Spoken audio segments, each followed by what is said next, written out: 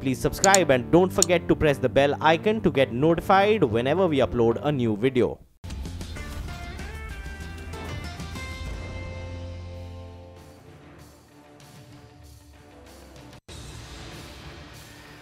Welcome back. It's a good looking screen right now. Good time to actually perhaps get into some individual stocks as well. Ashwani and Mitesh back with us. Sandeep Bagle is also here in our studios. Ashwani, good looking screen so far. Your thoughts and your stock calls? Well, fortunately, I have to trade it, not marry it. So the problem is that 200-point Bank Nifty was higher. It's already given up 50 points from there. Axis Bank is down. State Bank is coming off. So my short trade is working. And, you know, without any sort of big macro news, you know, generally EM rallies are failing. We've seen even in Asia. So my sense is the short trade is likely to work. The follow-through clearly is missing.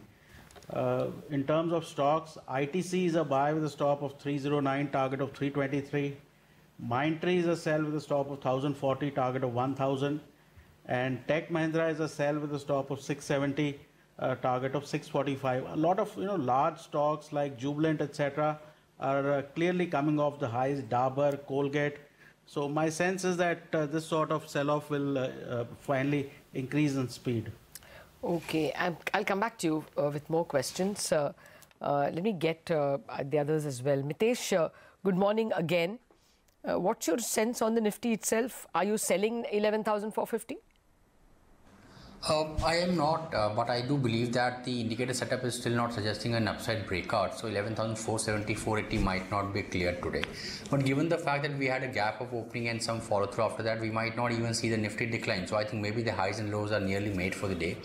As long as 11,425 holds, I think around 11,425 maybe I'll attempt a buy trade. So around 11,435, 440 would be buying zone with a 20-point kind of stop loss. And on the upside, just take a very small trade to get out around 11,470, 475. I think that this consolidation will last for next few days to come by, and even if we see eventually only if we see the breakout above these boundaries of 11,480, 11,350, then I think some kind of a sustained trade will happen.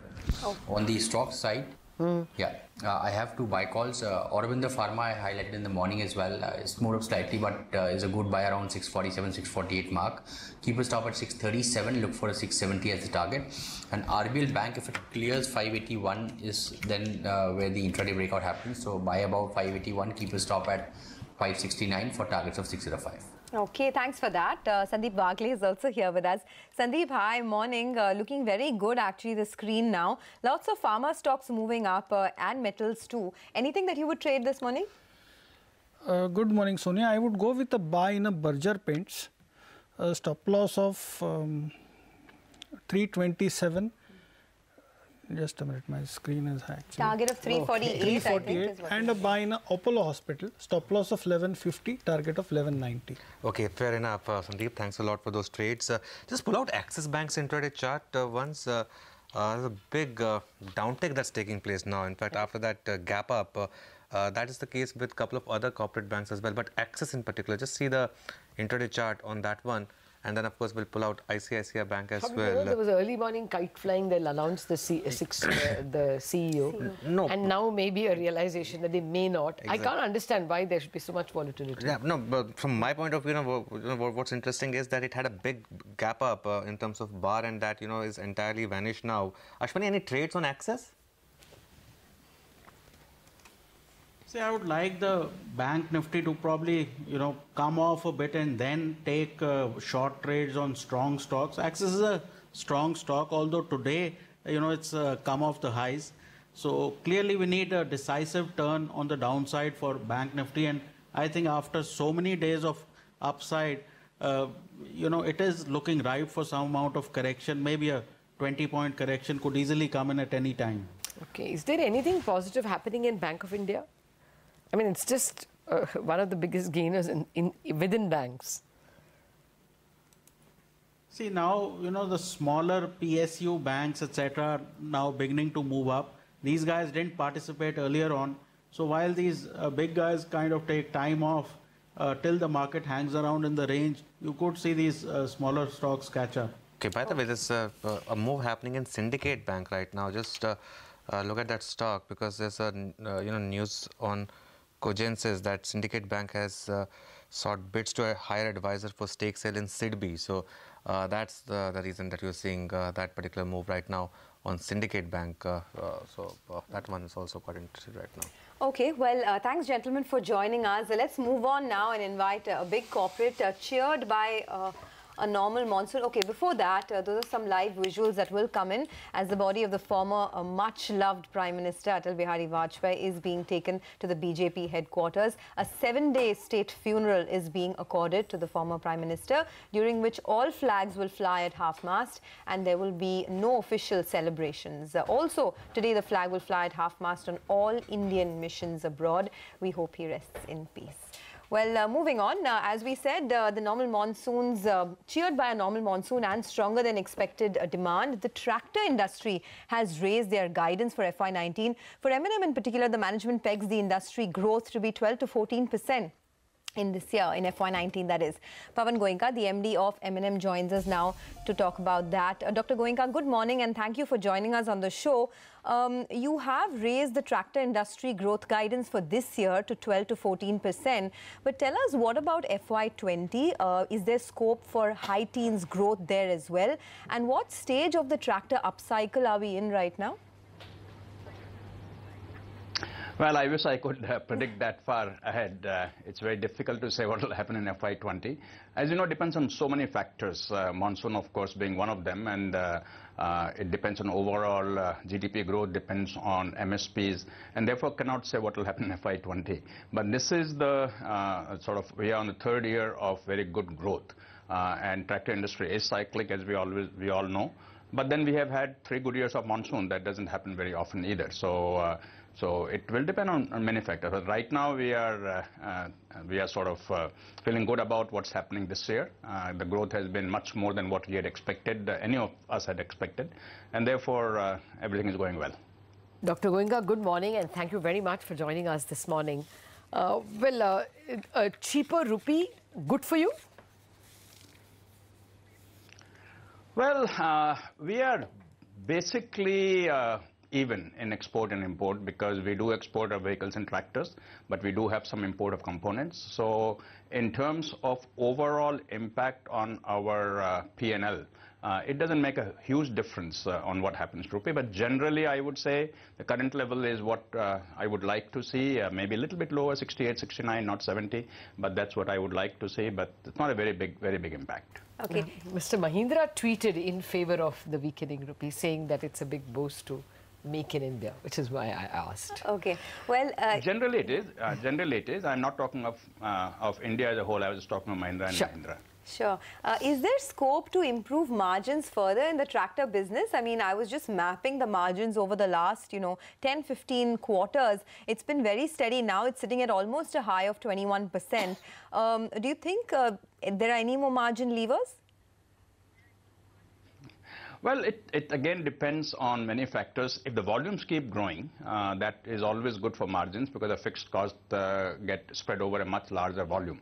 And since we have seen good volume growth in the last 4 or 5 quarters in a row, we have seen a very good margin increase. But having said that, as you pointed out, that the margin that we have right now is a very good margin, and it will be difficult to do much better than that.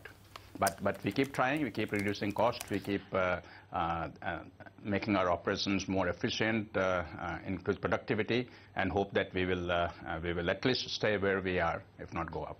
Okay. Well, now let me come to the UV segment. You had said at the conference call that you're going to revise the volume guidance higher if August and September go well. Now we are about half into August. What are the early signs?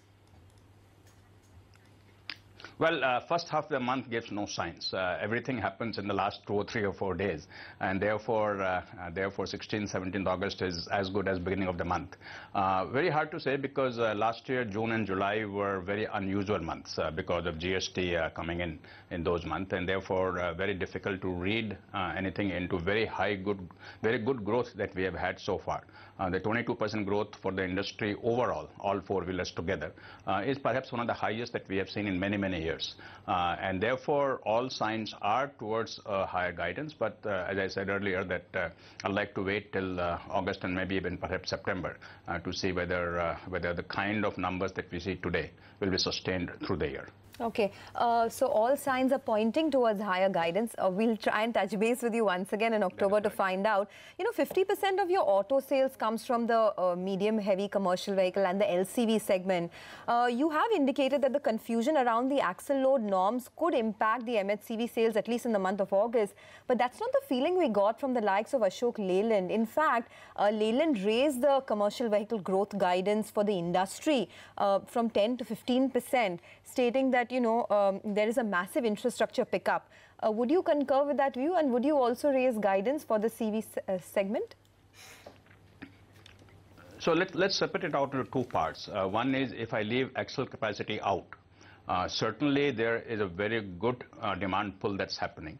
And even before the announcement of axle capacity, the growth has been extremely good for the industry.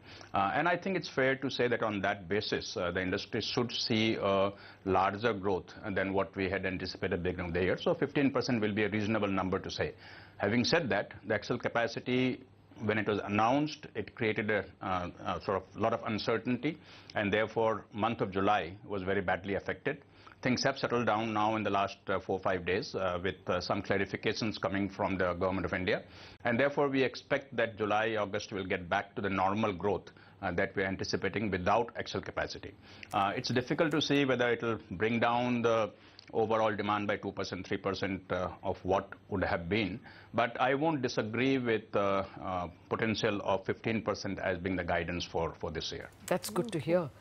Mr. Goenka, what are you planned in terms of launches, timetables as well? In the UV Well, we segment? have a fairly busy launch season coming up in UV segment and also in commercial vehicle segment. In UV, we have the launch of Marazzo just around the corner, which should happen before the end of September, as we had said earlier. And after that, we have one more UV launch happening before the festive season and one after the festive season. The two that are coming after Marazzo are S201, which is the sub-4 meter vehicle, and the G4 Rexton, which is coming from SsangYong. So these are the two major launches, plus the Marazzo launch, 3. And then we have the Furio, which is the ICV, and that we are launching, which completes the commercial vehicle offering for Mahindra. And therefore, with these 4 launches happening in the auto sector for the remainder of this year, it's going to be a pretty busy season. So what kind of market share recovery are you attempting, Dr. Goenka? Because, if you look at it from over the last 4 years, the market share in the utility vehicle segment is now at a multi-year low, standing at just about 25% odd. I mean, you used to enjoy 50% at one point in time. Can you give us any guidance on what the market share pickup could be over the next 1 to 2 years? Well, I would not want to comment on market share, but what I would say is the 3 vehicles that we are launching, that is Marazzo, S201 and G4 Rexton, together should give us volume in the range of 8 to 10,000 vehicles per month minimum. And if we get 8 to 10,000 vehicles from these 3 products, that would mean a growth of about 40% on our annuals or monthly sales that we have had in the last 2, 3, 4 years. This is assuming that we have no cannibalization, and these 3 products are very different from what we have today, and therefore I don't expect much cannibalization. So that's the kind of volume growth that we are seeing. Now, market share growth will depend on how others do, and therefore, and how the industry does, and therefore I would not be able to predict a market share growth. But clearly, if we get a 40% growth in volume, that will lead to a fairly healthy market share growth. Oh, you are bullish. Dr. Goenka, a final question to you. This is election season and you've seen many cycles in the past. You're the king of SUVs and tractors. Typically, during such times, do you see more demand, more than usual demand, and you have a string of elections? Well, yes, normally it is slightly positive to positive, certainly not negative during the actual election season. And therefore, we would start seeing some pickup. And this happens more in our vehicles like Bolero and Scorpio, and less in vehicles like, say XUV or KUV. because the off-road vehicle which carry a lot of people are the ones that are in demand during election season. So we would look to see some uptick in those markets, and that adds to my bullishness that you just talked about. Okay. So then, just before we let you go, a broader guideline over the next few years. I mean, you know, if you look at the last decade, the automotive volumes have grown at a compounded growth of about 11% plus. Tractor volumes have grown at a compounded growth of 11%, 11.4% to be precise. Can these growth rates be surpassed over the next 5 to 10 years? I think let me take tractor first.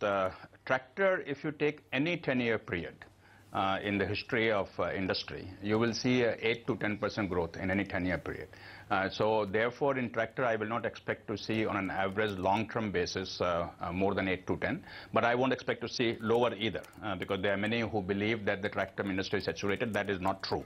We still have room to grow for at least doubling the volume over the next, let's say, 7 to 10 years. When it comes to automotive, I think it's going to be a fairly interesting journey going forward. I see pretty good demand in this financial year. I see pretty good demand in FY20. There could be some slowdown that will happen in FY21 because of BS6 norms coming in and the prices going up by 8 to 10% in almost all categories of vehicles, and also the safety norms which will increase the prices. Therefore, after April 1st, 2000, I would see some sort of slowing down, and then it should pick up again because the inherent demand for automotive products, both in the personal segment as well as commercial segment, is very high. India still has a very low population of cars, and therefore, fundamentally, I won't see it to slow down. But again, on a long-term basis, to be more than 10 to 12% is a very difficult thing to happen because cycles will always happen. There will be a slowdown. There will be some bad season that will come up, and therefore, on the long term, I would never look at more than about 12%. Okay, so India still has very few vehicles per person. Doesn't feel like that in Bombay, does it, sir? Thank you very much. well, you should go and see the streets of Paris and New York and Tokyo. Then you won't think that Delhi and Mumbai are so bad. I wish I could do that. Thank you very much.